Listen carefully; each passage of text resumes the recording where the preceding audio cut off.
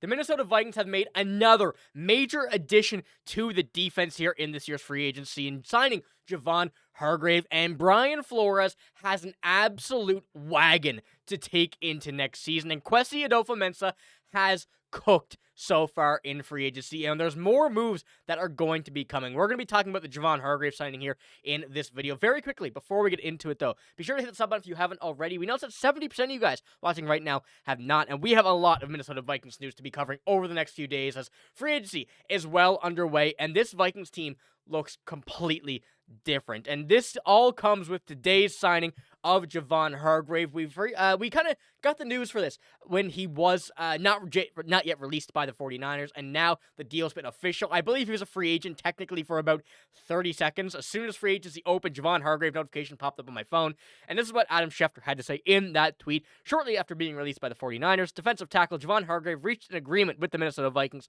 on a 2-year, $30 million deal that includes $19 million guaranteed. The deal negotiated by Drew Rosenhaus. And this is once again another incredible signing by the Minnesota Vikings, adding to this defense, and Kwesi doing exactly what he promised and getting a solid defense, locking up a lot of these. And we've mentioned possibly getting some more kind of defensive linemen, some more linebackers, and they've gone and done exactly that, and quite a bit more than I initially thought. But Griffen, what do you think about this signing before we hop into the contract details and whatnot?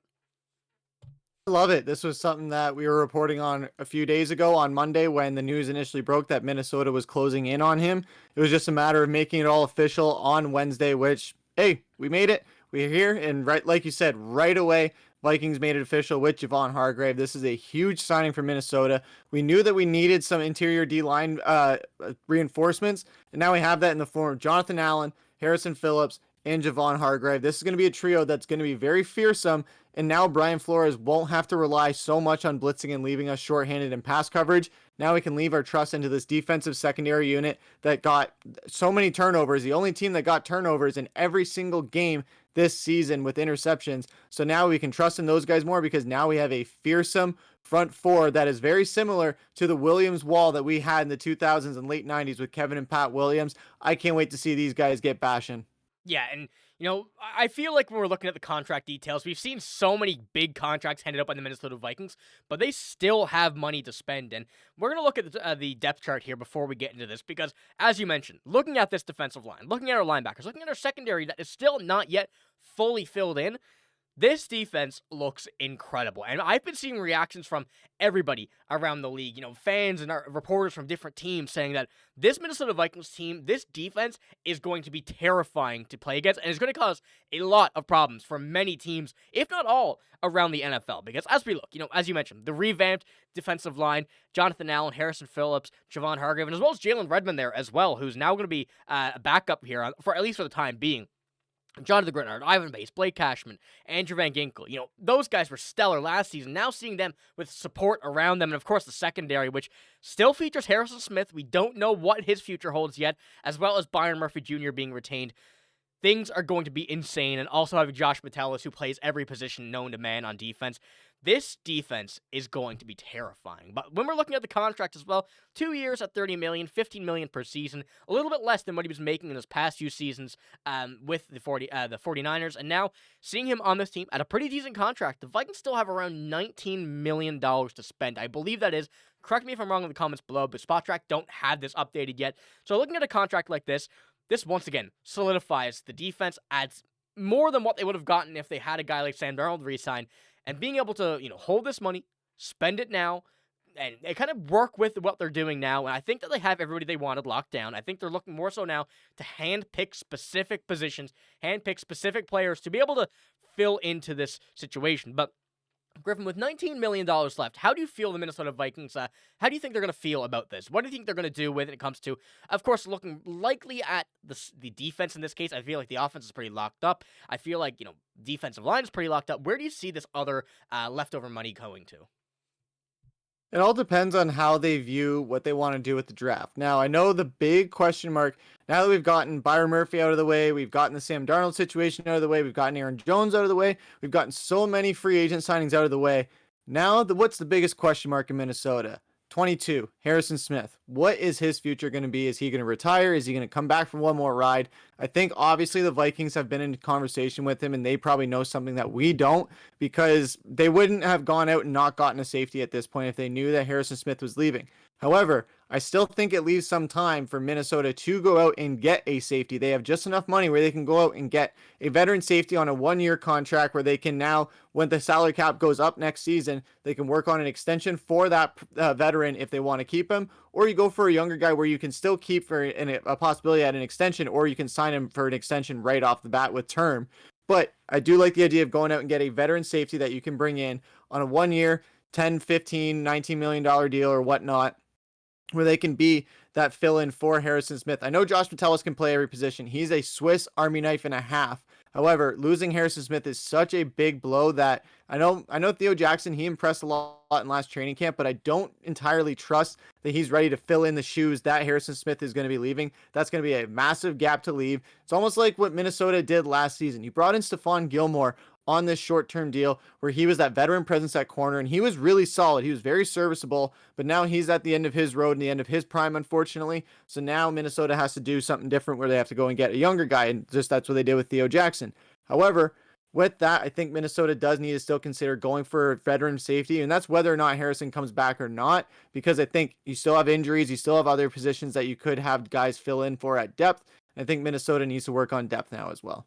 Yeah, and I completely agree with what you said there, that, I feel like they know something we don't if they haven't already gone out and made that move. But the $19 million, I believe, just about gives them the opportunity to really go out and get any free agent they're looking for. For the most part now, I think 95% of the time in this free agency, who's left, they can really go get anybody with that money. But I do think they're trying to narrow it down to a few players, preferably at safety.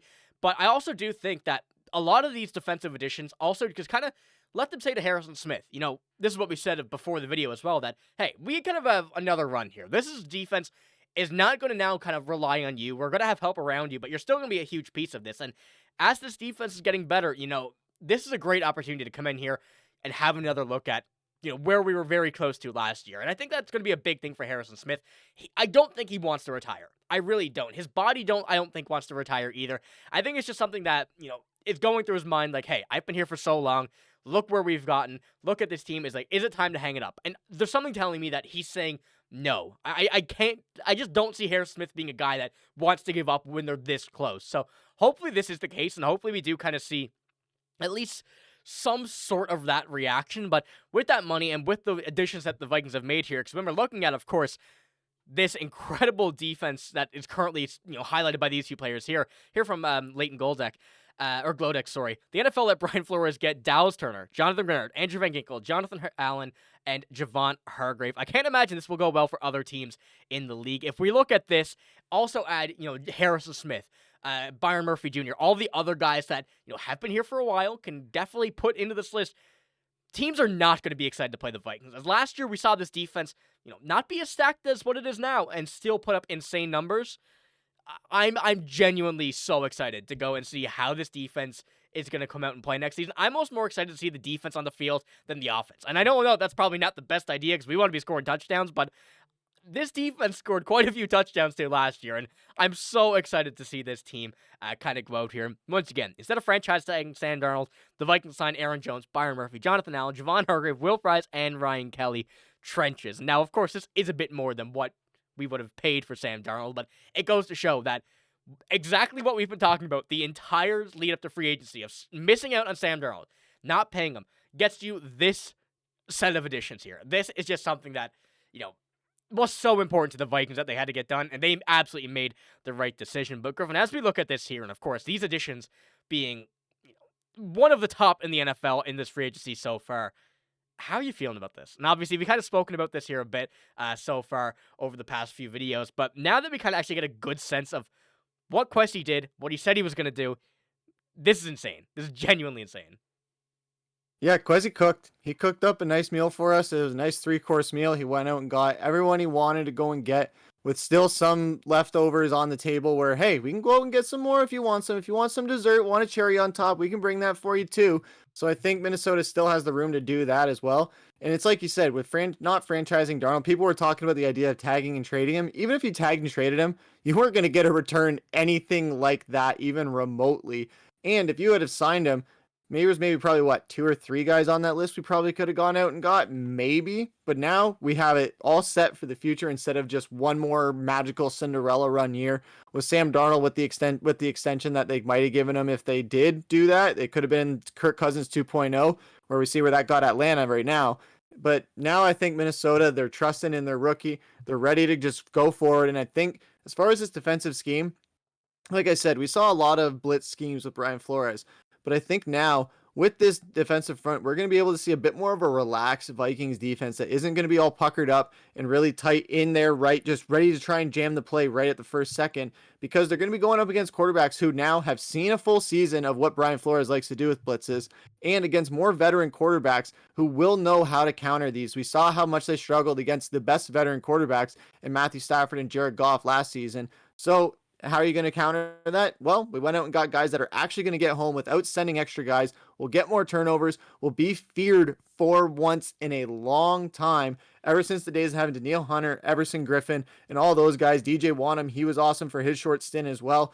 And getting back to how they were with the Williams Wall and so many other things. We're getting back to the way that Vikings football used to be back when I first became a fan, with the days of the Randy Moss and Chris Carter days, into the Adrian Peterson and Percy Harvin and Randy Moss and Sidney Rice days again. So it's going to be a great new era for Minnesota. And I'm so happy that Kwesi is at the forefront from it. Now, we said that 19 million. There's something else that we haven't talked about too, and that could be Kwesi's extension. There's still that 19 million that has to be left to give it to him as well. They're not going to let him go into the first day of free agency and let another team try and snatch him up. So I think that 19 million could also be used towards Kwesi, but we'll see. I still think it's going to be for a safety. Yeah, this is a very exciting offseason, and we're not done yet. I'm still expecting to see so much more. I really can't wait to see all these players speak out and kind of show the excitement of coming to Minnesota, because every player we've seen and every player that we've seen over the past few seasons coming to Minnesota has had the reaction of wanting to be here. Not just signing because of the money, but actually wanting to play for this staff. I think that's going to continue here with the group of players they got, so I really cannot wait and see. But, this is all we got in this video. So much more stuff is coming. I think 19 million is more than enough than the Vikings need for the rest of this offseason, but it's only going to see where it goes from here. But that's all we got. If you did enjoy, give it a like, hit the sub button as well. We're signing out. Thank you for watching. Hope you have a great day. See you later.